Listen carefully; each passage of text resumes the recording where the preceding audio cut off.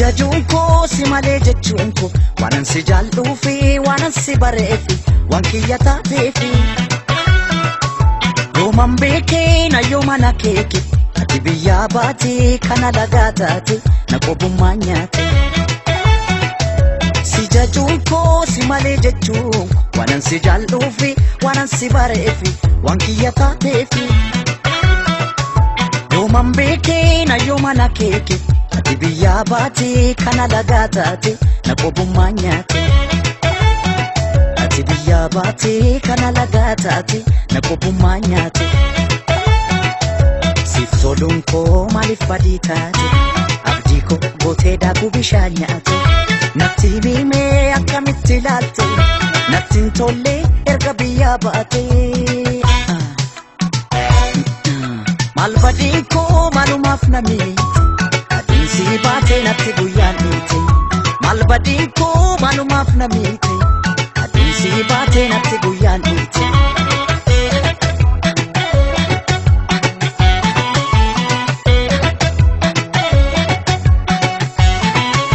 Ormattiin bartuu amana kee beeka gaabbitee dhuftaa jedhen karaa eega bargoodoon koo haftee banaa taate mi as deebii yoo jaalalaaf naate Mi aslebi yo jalalafna bargodon ko apte banatate Mi aslebi yo jalalafnate Mi aslebi yo jalalafnate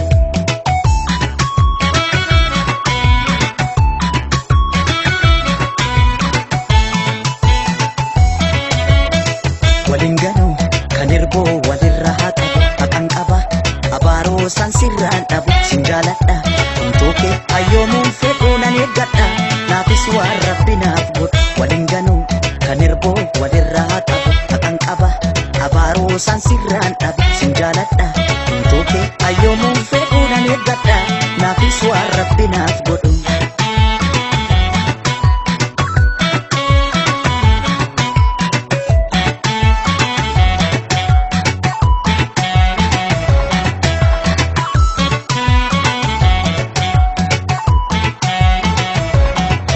Sijajunko simale jechunko wanan sijallufi wanan sibarefi wankiyata tefi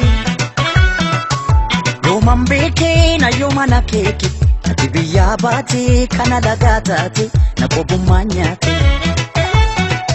Sijajunko simale jechunko wanan sijallufi wanan sibarefi wankiyata tefi yoman beke na yomana keke ati biyya baate kana lagaataate na qobummaa nyaate ati biyya baate kana lagaataate na qobummaa nyaate kanarraa malee maaf kaboruun laalle dhumni isaan toluu namni waadaa kaale si beekan se'aa si beekun wallaale ulfinni imaana edaa siif hin galle maal badiin koo maalumaaf namni Si baate natti guyyaan dhiite maal badiin koo maalumaaf na miite adiin si baate natti guyyaan dhiite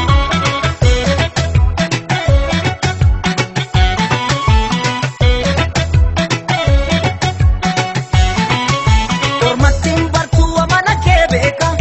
gaabbitee dhuftaa jedhen karaa eega bargoodoon koo haftee banaa taate mi as deebii yoo jaalalaaf naate Mi aslebi yo jalalafnate bargodon ko apte banatate Mi aslebi yo jalalafnate Mi aslebi yo jalalafnate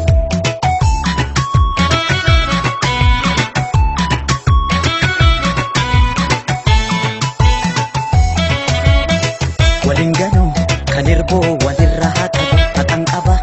abaaroo san sirraan dhabu sinjaaladha Toke ayyomuun fedhuunan eeggadha naafis waan rabbinaaf godhu walinganu kanirbo walirraa qabu haqan qaba